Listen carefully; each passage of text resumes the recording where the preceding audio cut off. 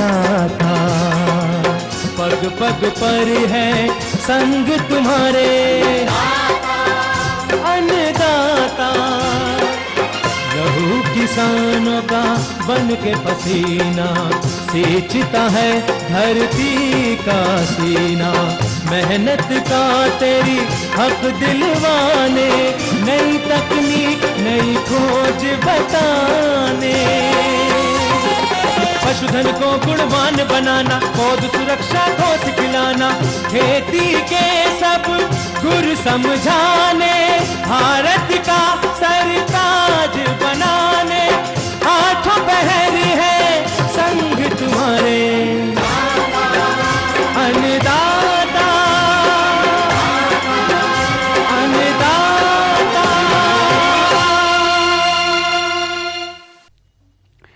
नमस्कार, आप देख रहे हैं अन्नदाता। मैं हूं आपके साथ शालिनी। हर रोज की तरह एक बार फिर से हम आपका अपने कार्यक्रम में स्वागत करते हैं।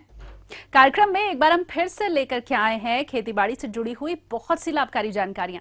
तो चलिए सबसे पहले देखते हैं कि क्या है विशेष आज के कार्यक्रम में। सेमिया लता की स्वस्थ पौध तैयार करने की तकनीक। गर्मी के मौसम में किस तरह से करें बकरियों की देखभाल।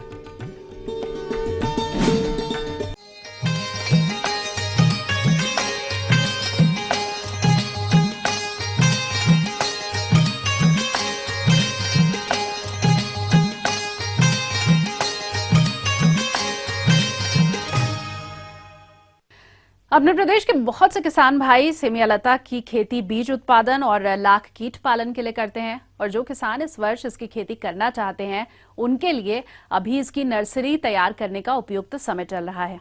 तो किसान स्वस्थ पौध तैयार करने के लिए कौन कौन से बिंदुओं पर ध्यान दें, आइए जानते हैं जिला रांची के विषय विशेषज्ञ डॉक्टर अजय कुमार से।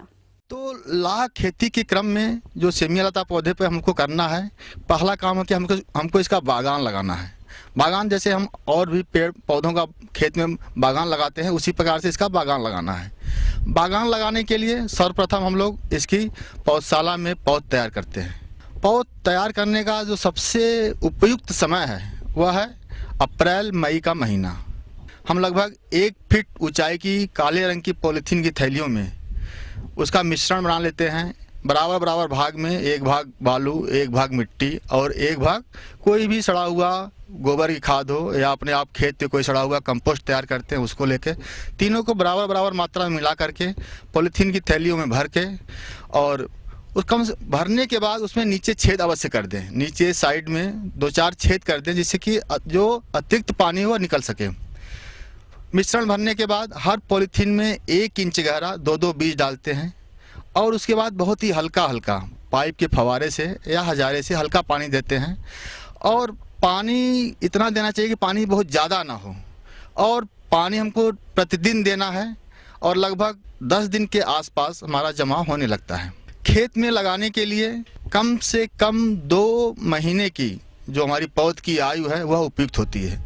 अगर 2 महीने से कम आयु का पौधा खेत में लगाएंगे तो उसके मरने की संभावना ज़्यादा होती है। तो कम से कम 2 महीने की आयु पौधे की होनी चाहिए। अगर आयु उससे अधिक हो जाए तो कोई उससे नुकसान नहीं है, लेकिन आयु कम नहीं होनी चाहिए। तो जो मुख्य चीज़ें थी कि हमको पौध तैयार करना है। पौध तैयार करने में जैसे जमाव के बाद हमको ध्यान रखना है यदि कोई रोग आ रहा है तो उसमें तो एक बहुत ही सुगमता से उपलब्ध एक फफूंदीनाशक है कार्बेंडाजिम। तो कार्बेंडाजिम का 1 लीटर पानी में 2 ग्राम मात्रा का अच्छे प्रकार से घोल बना करके हम जब पौध की अवस्था कम से कम 6-7 पत्तियां की अवस्था हो जाए तो उस पर हम छिड़काव कर देते हैं यदि किसी फफूंदी रोग के लक्षण नजर आते हैं। तो इस प्रकार से 2 महीने की पौध जिसकी की ऊंचाई लगभग 1 फीट से लेकर के 1.5 फीट हो जाती है उपयुक्त होती है आपको मुख्य खेत में लगाने के लिए। अब जो हम बागान लगाएंगे खेत में उसकी बात करें, एक बार सेमिया लता का पौधा लगा करके हम उस पर 10 साल, 12 साल, 15 साल तक ला की खेती कर सकते हैं।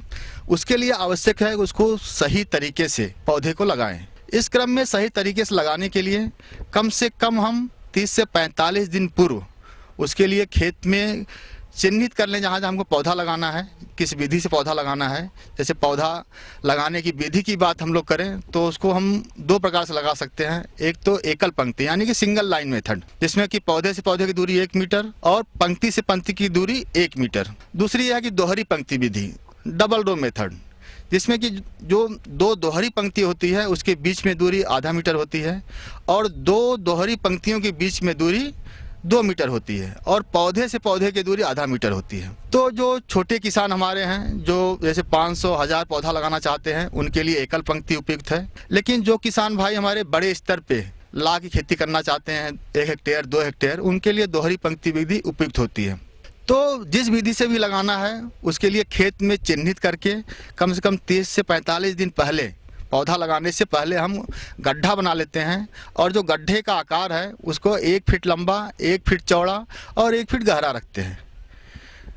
गड्ढा खोद करके 10 दिन 15 दिन के लिए उसको छोड़ देते हैं और 10 दिन 15 दिन के बाद हम उसमें प्रति गड्ढे, हर एक गड्ढे में कम से कम 2 किलो कार्बनिक खाद, गोबर की खाद हो उपयुक्त है। लेकिन गोबर की खाद अगर हम प्रयोग कर रहे हैं तो ये हमेशा ध्यान रखें कि वह सड़ा हुआ हो, कच्चा ना हो। तो प्रति गड्ढे के दर से कम 2 किलो सड़ा हुआ गोबर की खाद हो या कंपोस्ट की खाद हो, जो भी अगर आपके पास उपलब्ध हो, या केचुए वाली खाद हो, तो उस मिट्टी में जो मिट्टी हम गड्ढे का बाहर निकालें उस मिट्टी में मिक्स करके गड्ढे को भर देते हैं और गड्ढा भरने के बाद उसको छोड़ देते हैं। इसमें हमारा जो मानसून प्रारंभ होता है और जब बारिश है सुनिश्चित कर लें कि हाँ बारिश होने लगी है, तो उस समय हमारी पौध भी लगभग तैयार हो गई होती है, जिसकी ऊंचाई जैसे मैं बताया कि 1 से लेकर 1.5 फीट की ऊंचाई उसकी हो चुकी होती है। उस समय पॉलीथीन को फाड़ करके, यानी कि पॉलीथीन को निकाल करके, पॉलीथीन के साथ नहीं लगाना है, पॉलीथीन को फाड़ करके और जहां हम गड्ढा बनाए हैं जितनी पॉलीथीन में मिट्टी है उतनी मिट्टी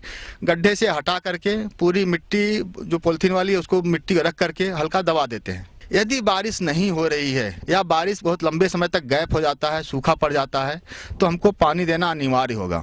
तो इस प्रकार से पौधा लगाने के बाद और 1 वर्ष के उपरांत, यानी कि अगले वर्ष, इस वर्ष जुलाई में पौधा लगाएंगे, अगले वर्ष जुलाई से हम इस पे लाख की खेती प्रारंभ कर सकते हैं। तो ये थी कुछ उपयोगी जानकारियां। अब लेंगे एक छोटा सा ब्रेक, जल्द हाजिर होंगे।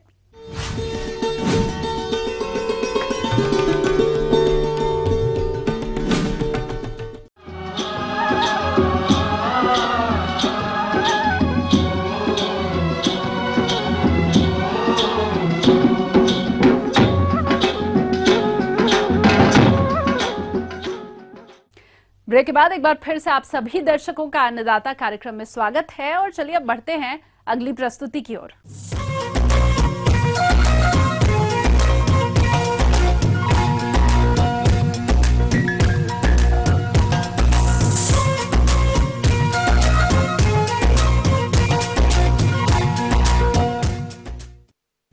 हमारे राज्य में बकरी पालन व्यवसाय छोटे से लेकर के बड़े किसान अपनाए हुए हैं, क्योंकि कम लागत और सीमित संसाधनों में भी इस व्यवसाय को आसानी से किया जा सकता है। लेकिन इस व्यवसाय से अधिक लाभ के लिए ये जरूरी है कि मौसम को देखते हुए बकरियों का आहार और आवास प्रबंधन किया जाए। तो इस गर्मी के मौसम में किस तरह से करें बकरियों की देखरेख, इस बारे में विस्तार से जानकारी दे रहे हैं जिला रांची के विषय विशेषज्ञ डॉक्टर संत कुमार सिंह। झारखंड के किसान भाइयों के लिए बकरी पालन एक बहुत महत्व पशुपालन है। इसे गरीब किसान भी बहुत कम लागत से इसमें बकरी पालन कर सकते हैं। आवश्यकता अनुसार नस्ल का चुनाव किया जाए। तो हमारे किसान भाई जान ले कि हमारे जो झारखंड में एक ब्लैक बंगाल नाम की बकरी है, उसके 3 गुण जो है बहुत अच्छे हैं। वो गुण है उसका प्रजनन क्षमता, दूसरा है उसकी मीट का स्वाद और चमड़े का क्वालिटी, ये तीनों बहुत अच्छा है। तो और हम लोग प्राय यहाँ जो बिरसा कृषि विश्वविद्यालय में शोध किए तो उसमें पाए कि यदि उसका सिलेक्शन करके वजन बढ़ा दिया जाए तो उससे बच्चे का संख्या भी बढ़ जाता है। और जो हमारे यहाँ बकरे हैं बीटल, जमुनापारी, वो भी हम लोग देते हैं, उसका वजन काफी बढ़ता है, लेकिन प्रजनन क्षमता बहुत कम है और इस क्षेत्र के लिए उतना उपयुक्त नहीं हो पाता है। ब्लैक बंगाल हमारे क्षेत्र के लिए बहुत उपयुक्त है। दूसरे के आवास बेचता है। बकरी का आवास कैसा होना चाहिए? उसका घर कच्चा ज़्यादा अच्छा है, क्योंकि पक्का करने पर उसमें जो पेशाब पखाना उसका होता है उसमें नाइट्रोजन बहुत निकलता है और बीमारियों का ये रहता है। और कच्चा घर बनाए तो हमारे किसान भाई को उसमें खर्च भी कम पड़ेगा। तो घर से सतह जो है कच्चा हो, घर की ऊंचाई जो है करीब जो सेंटर की ऊंचाई है करीब 12 फीट के आसपास हो और जो किनारे की ऊंचाई है वो 9 फीट हो। दीवार आप ईंट से जोड़ सकते हैं घर की चौड़ाई 12 फीट से ज्यादा नहीं होना चाहिए। माने जो बहुत बड़ा साइज का है उसको 60 फीट से 20 फीट यही उसका चौड़ाई होना चाहिए। लेकिन जमीन को कच्चा रखना है, एकदम हवादार रखना है।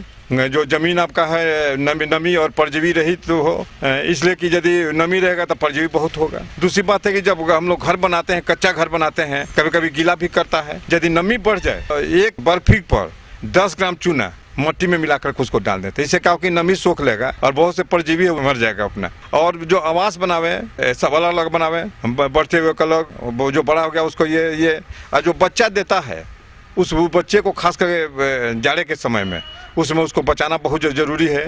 तो एक हम लोग कीडिंग बॉक्स कहते हैं, लकड़ी का भी बना सकते हैं या लोहे का बना सकते हैं। वो 2.5 फीट लंबा, 2.5 फीट चौड़ा और 3 फीट ऊंचा होना चाहिए। और उसमें क्या करते हैं कि चारों तरफ से, यदि जाड़े का समय है तो चारों तरफ से उसको ढक करके ठंडा से बचाने के लिए ये कर देते हैं।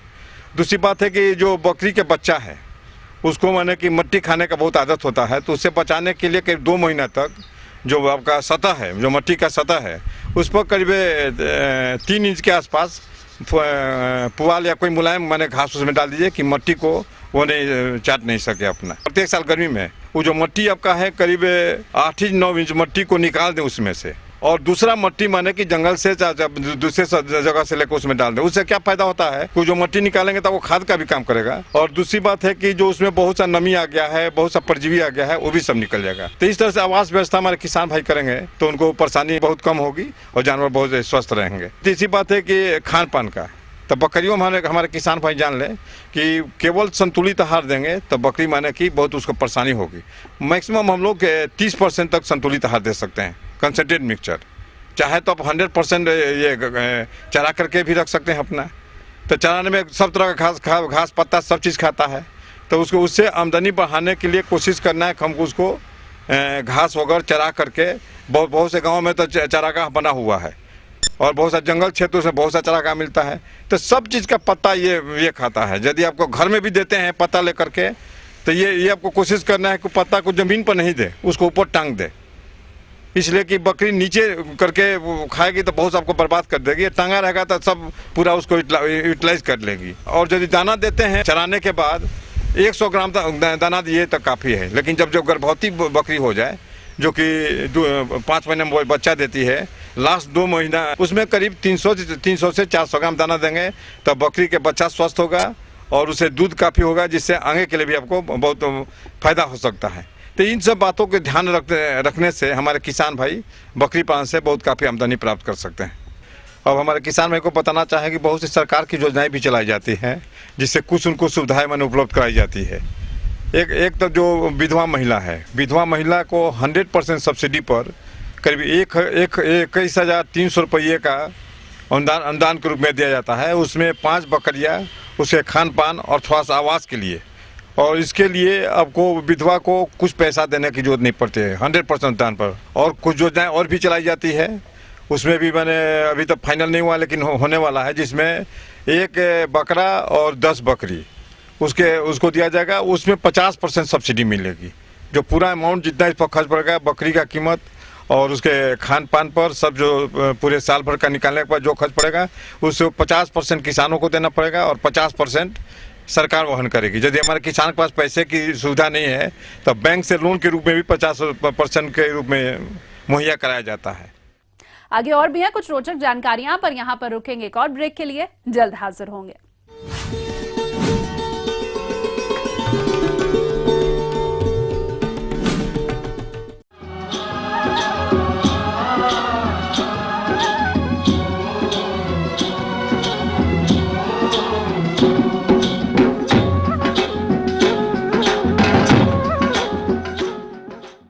ब्रेक के बाद आप सभी दर्शकों का एक बार फिर से स्वागत है और चलिए अब रुख करते हैं अगली कड़ी की ओर।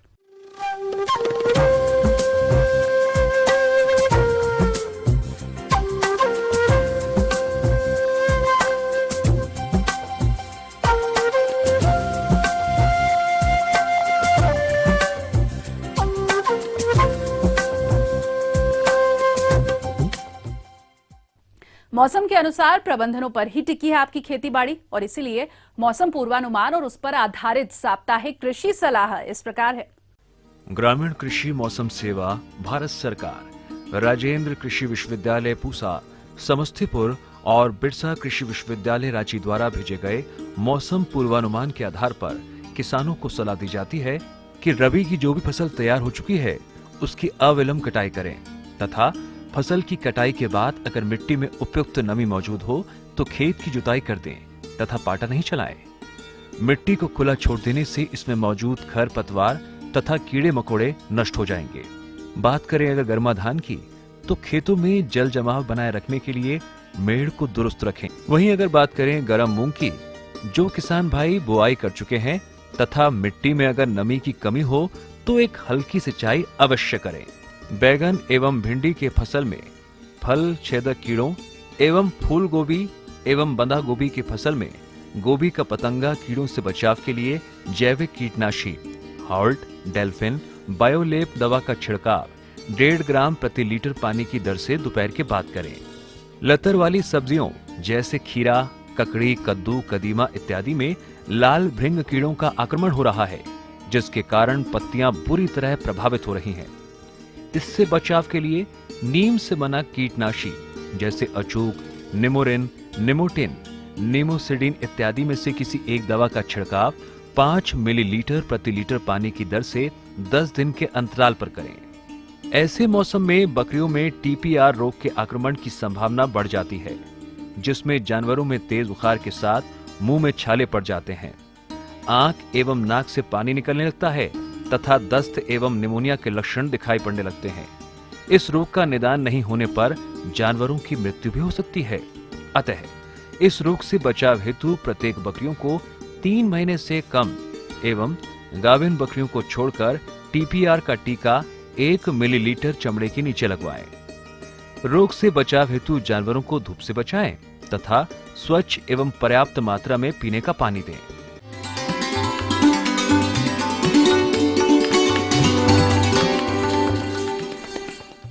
अन्नदाता हेल्पलाइन निशुल्क फोन संपर्क सेवा के माध्यम से आपके द्वारा पूछे गए कृषि से जुड़े हुए प्रश्नों में से एक या फिर 2 महत्वपूर्ण प्रश्नों को हम अपने कार्यक्रम में शामिल करते हैं और इसी के तहत आज का चयनित प्रश्न और उसका जवाब इस प्रकार है। अन्नदाता निशुल्क फोन संपर्क सेवा के माध्यम से पूछे गए प्रश्नों में से आज हमने जिस प्रश्न को कार्यक्रम में शामिल किया है उसे पूछा है जिला पटना के कृषक राधेश्याम तिवारी ने। यह गाय तथा भैंसों का पालन करते हैं तथा उनके आहार हेतु अजोला निर्माण तकनीक के बारे में संपूर्ण जानकारी चाहते हैं। तो राधेश्याम तिवारी जी, आपकी जानकारी हेतु प्रस्तुत है कार्यक्रम का यह अंश। तो सबसे पहली बात यह है कि अजोला पशुओं के खान पान में बहुत ही अच्छा भोजन के रूप में उभर के सामने आया है और इसे बहुत ही आसानी से उगाया जा सकता है। इसकी खासियत ये होती है कि इसमें प्रोटीन की मात्रा लगभग 35 से 40% होती है। साथ ही साथ इसमें खनिज लवण 10 से 15% पाया जाता है। उसके साथ ही साथ इसमें महत्वपूर्ण विटामिन एवं अमीनो एसिड की भी जो मात्रा होती है वो प्रचुर मात्रा में होती है, जिसको खिलाने से पशुओं में, गायों में, दुधारू जो गाय होती हैं उसमें अगर इसका आप उपयोग कीजिएगा तो इसमें करीब 2 से 3% दूध में वृद्धि हो जाती है गायों में। अजोला न केवल दुधारू पशुओं के लिए एक सर्वोत्तम व उचित आहार है, बल्कि पशुपालन से संबंधित दूसरे आयामों जैसे बकरी पालन, भेड़ पालन, सूकर पालन, खरगोश पालन, साथ ही साथ मुर्गी पालन, बतख पालन, बटेर पालन आदि के लिए भी एक सर्वगुण संपन्न पौष्टिक आहार है।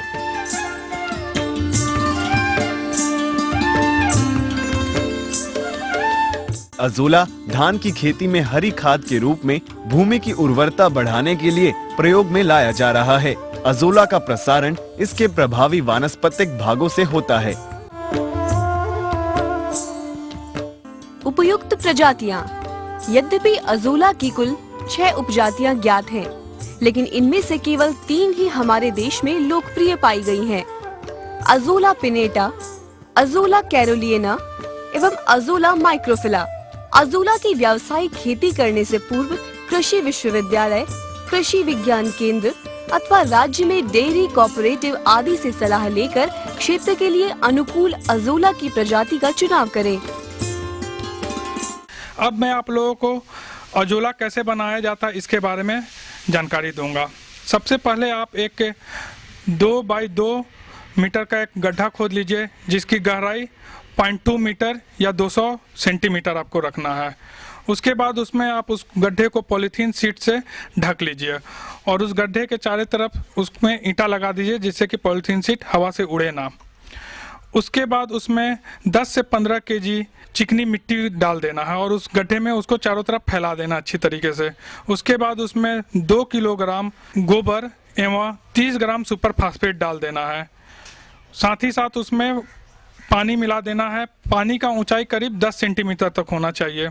उसके बाद उसमें आधा से 1 किलो अजोला कल्चर आप उसमें डाल दीजिए और इसे 10 से 15 दिन तक छोड़ दीजिए। 10 से 15 दिन के बाद आप देखिएगा कि उसमें जो अजोला का जो कल्चर आप डाले थे वो पूरी तरह से टंकी में फैल गया है।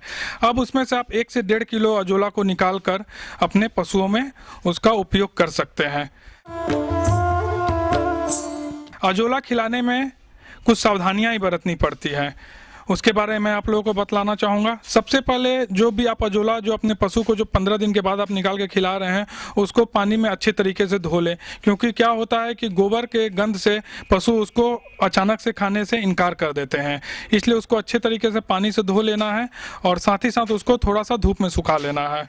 इसके अलावा जो पशु को आप ये अजोला खिला रहे हैं उसको एक ही बार में अजोला पूरा नहीं देना, उसको धीरे धीरे करके अजोला को आपको अपने पशुओं में बढ़ाना है। इस तरीके से किसान भाई अगर अजोला अपने घर में उत्पादन कर सकते हैं, आसानी से कर सकते हैं और इससे अधिक से अधिक लाभ की प्राप्ति कर सकते हैं।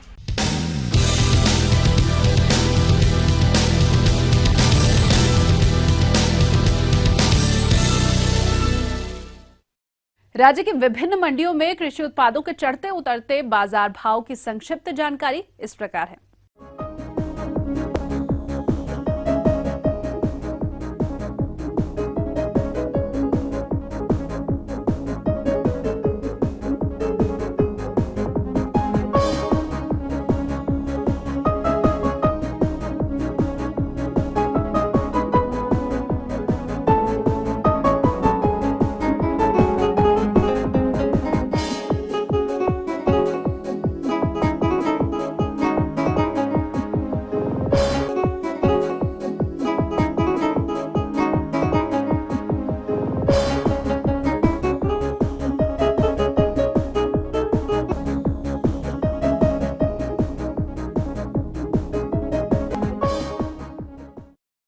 और चलिए अब आपको दिखाते हैं कल दिखाए जाने वाले कार्यक्रम की मुख्य झलकियां।